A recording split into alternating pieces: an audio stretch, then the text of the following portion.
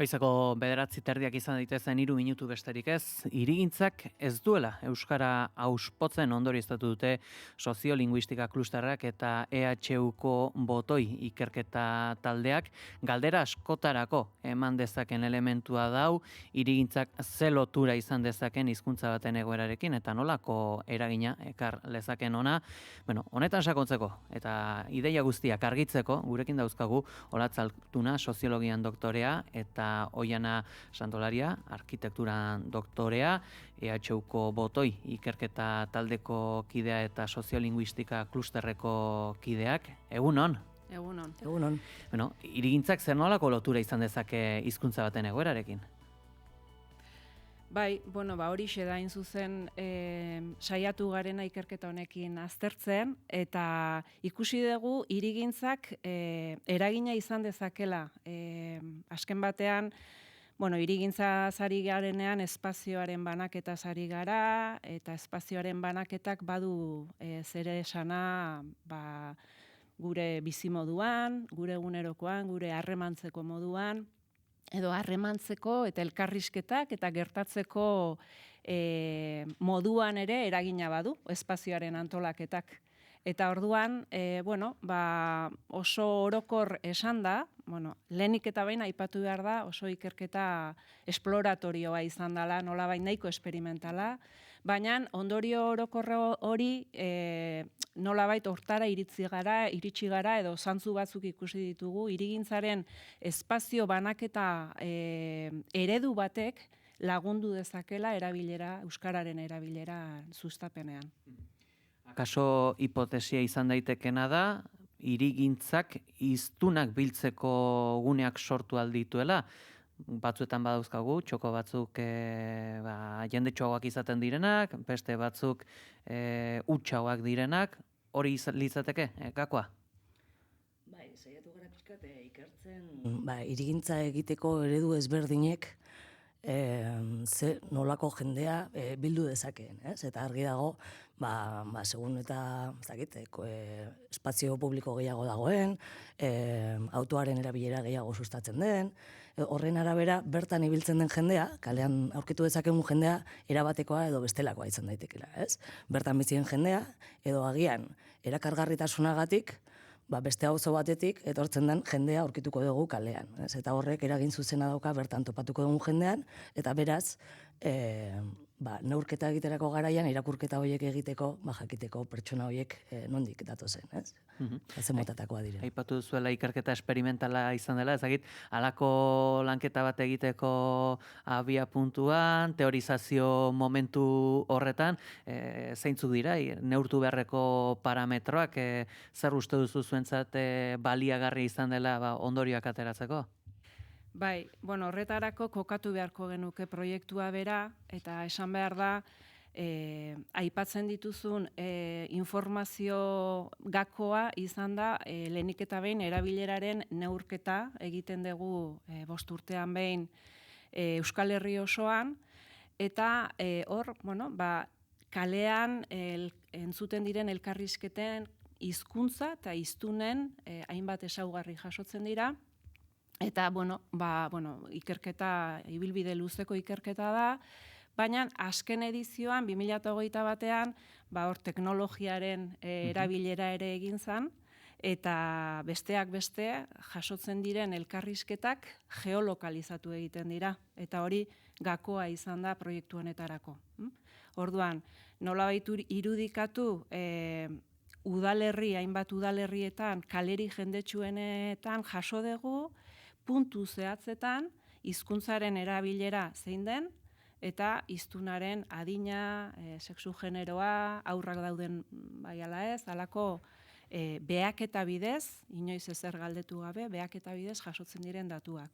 Beraz, puntua geolokalizatuta eta inguruan ikusi hirigintza elementuak ditugun, nolabait, nahiko konplexua izan da, metodologia bera ere sortu behar genuelako, ez? Eta pixkat hori izan da, hirigintza elementu horiek aukeratzerakoan, hirigintza zaintzaile izan dugu buruan, Eta orduan, aztertu dugu, gure unitatea herria baino auzoa izan da, lehenik eta hori garrantzitsua da, eta auzoan hainbat elementu, auzo horretan eguneroko bizitza egiteko hirigintza zein elementu ditugu, auzo horretatik pasatzeko baditugu bidegorriak, baditugu edo bertan egoteko baditugu terrazak, hainbat elementu asko, datu asko gurutzatu dira aipatutako datu geolokalizatuekin, eta horrela aztertu dira. Hor, gainera, azterketa Zarautz, Zornotza, Tolosa, Gernika eta Hernaniko auzoetara eraman duzue. Arrazoiren bat egonda txoko hauek hautatzeko? 3 irizpide ezarri genituen aukeraketa hau egiteko. Lehenik eta bain lehen esandako erabileraren neurketa behaketa horiek dituzten udalerriak izatea, eta ez momentu puntual batean bakarrik, baizik eta bilakaera bat duten herriak izatea, neurketa 2 baino gehiagotan egina izatea alegia. Bigarrena, tamaina, udalerri guztiak ezin hartu, eta hor lehenik eta behin abia puntua izan zen herri ertainak hartzea, 15.000, 25.000 biztanleko herriak, eta 5 udalerri hauek tarte horretan kokatzen dira. Eta bestea, euskaldunen proportzioa ere, nahiko euskaldunak diren, batetik bestera aldaketak egon daitezke, baina, ehuneko 55-65 tarteko euskaldun proportzioa duzuten herriak izatea. Eta 6 txoko hauek ikusita, edo auzo eta nukleo zehatzoiek aztertuta, ondorioztatu duzue, hirigintzaren aldetikan badituztela aman komuneko elementuak? Bai, olatzek aipatu duen bezala, erabilitako unitatea auzoa izan da. Nik uste hori importantea dela. Orduan herri bakoitzan gutxi gora bera 10 bat auzo bereizi ditugu. Horretarako bai hirigintzako ezaugarriak eta beste hainbat faktore kontutan hartu dira, baita beraiekin bildu gara. Herri bakoitzeko eragile nagusieneko ordezkariekin eta beraiek ere lagundu izan digute auzo hauek definitzen. Ez ditugu erabili administratiboki erabiltzen diren muga ohiko mugak, ez? Baizik eta funtzionalki eta fisikoki nola banatuta dauden bereizi dugu. Eta orduan unitateak nahiz eta herri batekoak izan, beraien artean, beraien ezaugarri, hirigintzako ezaugarriengatik konparatu ahal izan ditugu, ez? Beraz, usteet 40 auzo inguru izan ditugula aztergai. Ez dira nahikoa, baina balio izan digu metodologia eta lehen hastapen honetan hasteko, ez? Eta bai, auzo guzti horiek aztertzen genituenean, hirigintza aldetik alde nabarmenak topatu ditugu.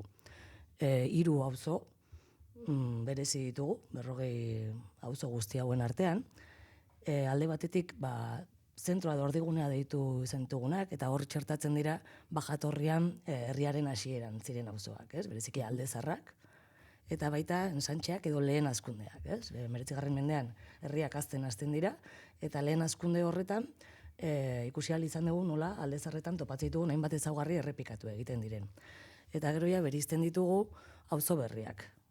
Eta horietan ezaugarri, hirigintza mailako ezaugarri ezberdin asko topatu ditugu, eta horien artean bereziena izan daiteke pixkat aparte geratzen dena auzotik, ez? Eta horrek adibidez kotxearen erabilpena gehiago sustatzea dakar. Erdigunetako auzo hauetan, nabaritu dugula zerbitzu aldetik eta konzentrazioa handia dagola, dentsitatea handiko lekuak dira, kontran espazio publiko gutxiago dago, oso dentsuak direlako, baina hainbat ekipamentu topatzen ditugu bertan.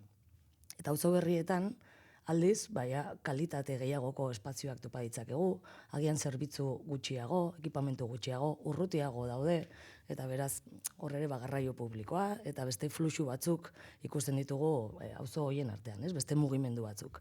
Auzo berriak, uste, desente konplexuagoak direla aztertzeko erdigunetakoak baino.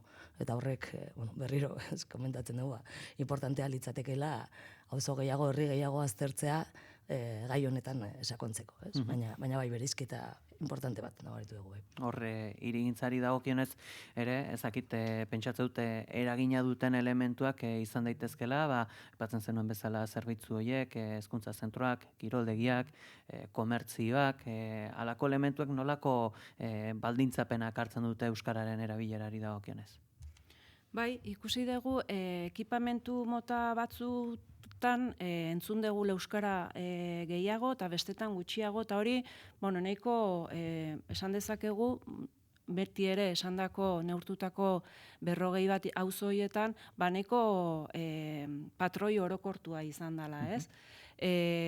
Esate baterako, kiroldegi eta hezkuntza ekipamentuak dauden ingurunetan, kanpoan, beti kanpoan, kalea da gure nolabait azterketa gunea, baina ekipamentu horien kiroldegi eta hezkuntza ikastetxe aurre inguru horietan euskararen erabilerak gora egiten duela ikusi dugu, eta kontrara administrazio zerbitzuak dauden guneetan edo osasun ambulategi eta zerbitzuak daudenetan horre ere erabilerak bera egiten du.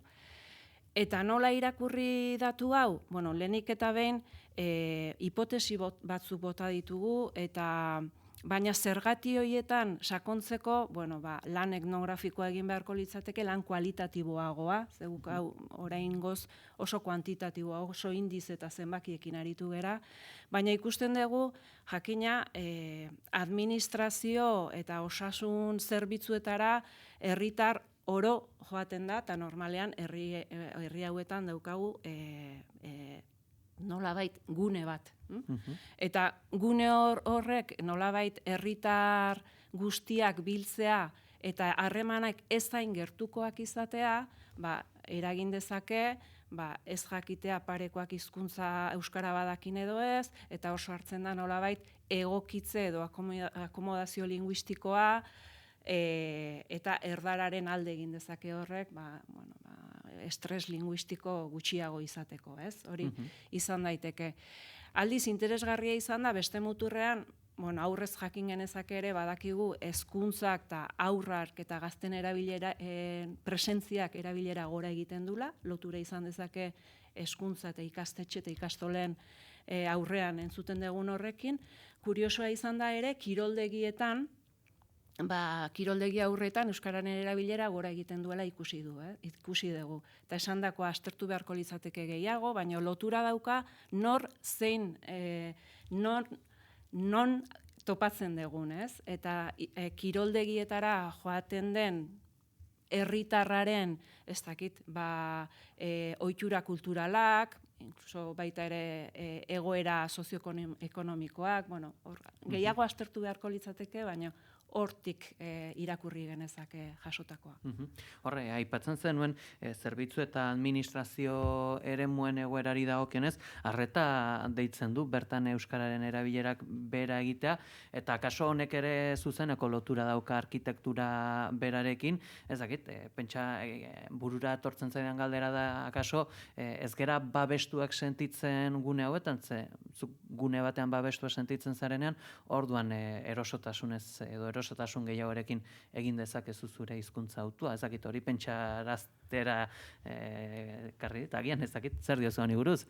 Argitu behar da, espazio itxian, alegia ez dugu, ez dakit, udaletxe barruan aztertu.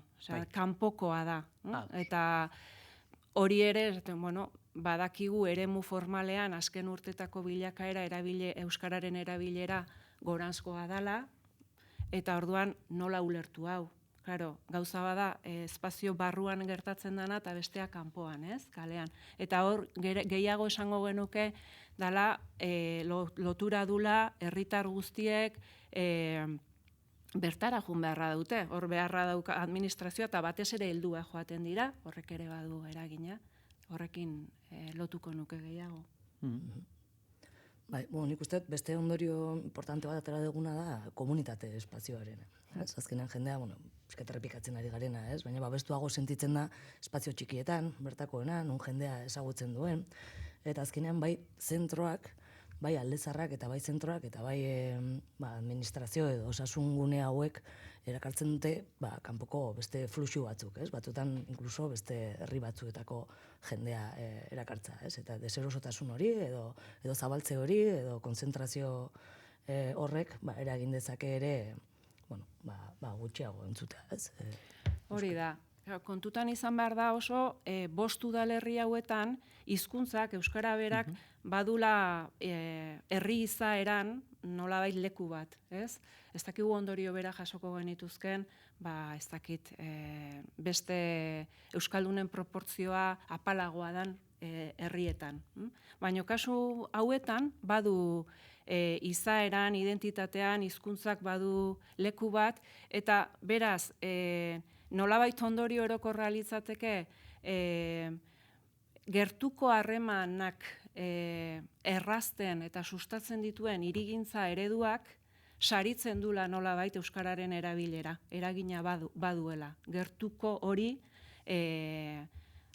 aukera ematen duenean. Jende gertuko ezagunen arteko, auzoen arteko, eta horrek, hirigintza zaintzailearekin lotura du. Akaso hori aipatuta, pentsarazi daiteke akaso taberna giro bat, hori izan daiteke akaso giro baikorrago bat, erosotasun hori lortzeko, ez dakit? Bai. Esan behar dira, dato numeriko guzti horien korrelazioa egiten dugunean ez dira. Ez taberna gehiago dut, eta euskeraz gehiago egiten dira. Ez faktore asko dira, baina, kausalak dira. Beraien artean erlazioa daukate. Baina ez da, bat hau gertatzen darako, hau gertatzen da, eta hori ere zaila izan zaigu askotan interpretatzen, eta aldagai asko daude, bat aldatzen danean, beste igotzen da, baina orokorrean, hori ondorioztatu dezakegula. Bai, adibide polita da, euskararen aurren presentziak euskarara erabilera areagotzen duela, ikusi dugu azken kale neurketetan, eta gainera orokortua da, hori lurralde guztietan, eta hemen ere ikusi dugu, eta hori proiektu hasi aurretik ere, pentsa genezaken ere hori gertatuko litzakela.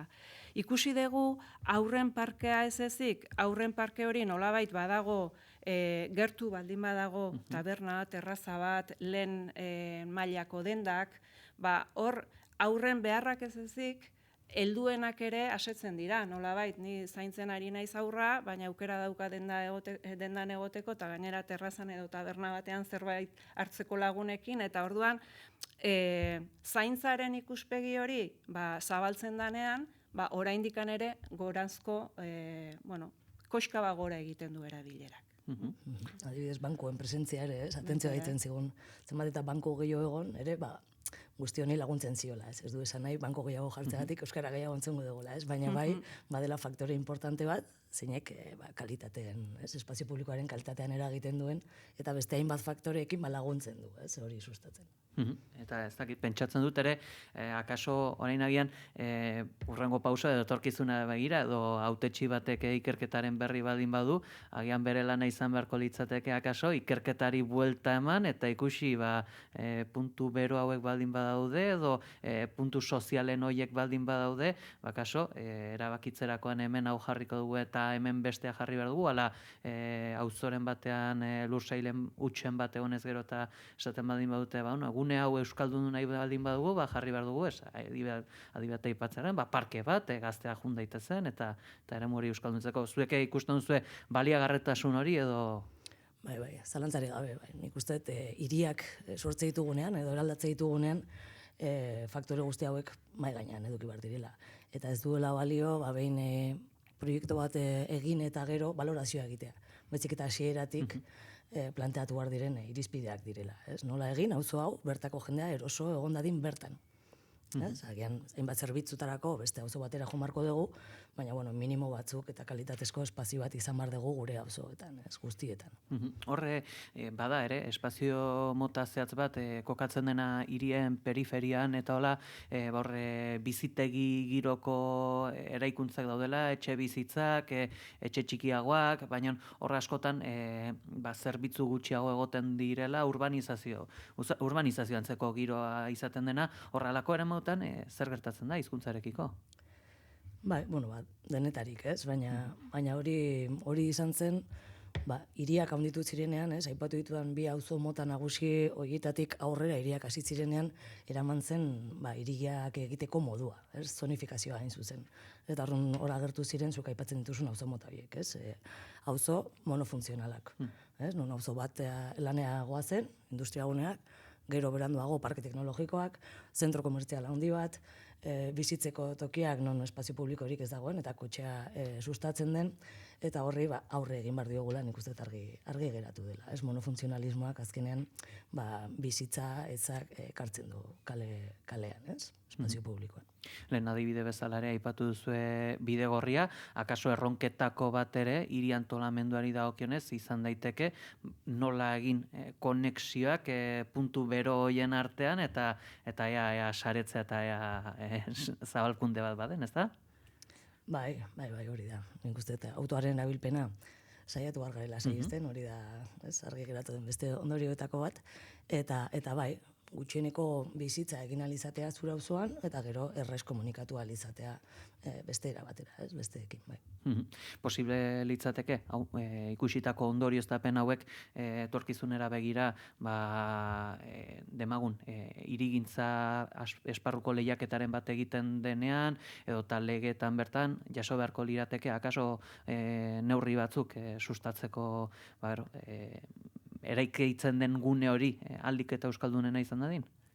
Bai, teorian existitzen da, ez? Eta horrela da. Baina tamalez batzutan ez ditugu horrelako ereduak topatzen, ez? Baina hor baditugu estandar urbanistikoak eta txosten soziolinguistikoak egin behar dira hainbat kasutan edo zein hirigintza proiektu egiten denean ikusteko nola eragingo duen bertako biztanlean eta bertako herrian. Baina, naiz eta bete, batzutan ez dira behar bezala betetzen, ez? Eta beste interes ekonomiko batzu gainentzen dira, eta auzoak egiten dira, batzutan egiten diren moduan, ez? Piskat aparte eta kotxea beti mai gainean jartzen, ez? Jakin edugu baita ere, ikerketak nolako etorkizuna izango duen, hemendik aurrera zein izango da, gauzatuko dituzuen ekintzak eta zer espero duzue? Bai, lehenik eta behin, oraintxe ikerketa amaitu eta zabalpena egiten ari gera, ez? Interesa sortu du, eta hemen edabideetan egiten ari geran zabalpenaz gain ikusten dugu proiektu honen ekarpen handia dela metodoa bera, metodologia bera, guk dakigula nazioartean ez dago halakorik, ez da bat ere ohikoa soziolinguistika beste disiplina batzuekin uztartzea edo elkarlanean egitea proiektuak eta are gutxiago hirigintza, arkitektura eta disiplina honekin. Eta orduan ikusten dugu bai nazioarte mailan izan dezakela interesa eta hortxeari gera proiektu, gehiago artikulo maila zientifikoan edo edatzeko lanketa egiten. Eta bestalde, beste ikerlerroaren jarraipena litzake sakontzea. Hasi besterik ez gera egin, 5 udalerri hauetan, herritarrekin hasieran lehen Oianak aipatu duen auzoak definitzerakoan eta hainbat dinamika egin ziren oso interesgarri, gero datu bilketa sakona eginda, azterketa osatu beharko litzateke gehiago lehen aipatu dut bizipenekin, benetako diritziekin eta lan etnografiko batekin, ez? Nolabait osatzeko zergatik gertatzen da hau, nun dago, ze pertsona ze mota dago nun eta datu horiekin osatzeko. Beraz, esango nuke, aurrera begira, zabaldu egindakoa eta osatu, sakondu gehiago. Nik uste aldagai asko, ez? Ikusi ditugula, pila bat baztertu genituen, baina gero kontrolatu gara ere agian beste asko behar ditugula, ez? Turismoaren gaia askotan aipatu genuen, baina gero aldagai modura ez genuen sartu, gero askotan, hainbat aldagai udaletxe batzuetan bagenitu, baina beste batzuetan ez, ustatetik atera ditugu hainbat informazio, baina gero udalerri bakoitza bere numeroak mantentzen ditu. Orduan, hor asko egiteko daukagu. Eta gero pendiente ere bai, lurralde mailako analizia, ez? Ikusten nola herri batek, ondoko herriek ere eragina izan dezakete herrian bertan, ez? Ez unitate independenteak bezala kontxeratuta, baizik eta fluxu horiek zabaltzea, ez? Horrek ere lagunduko luke asko, datu asko interpretatzen. Bai, badago, non jarraitu. Argi dago, argi dago, ikerketa honek etorkizuna baduela, eta pozten gara horretaz, Olatza Altuna eta Oiana Santaolaria, emaitza gehiago, eta ondorio gehiago, eta hipotesi gehiago daudenean, hemen txenduzu zuen txokoa, mi esker guren izateagatik. Eskerrik asko zuei.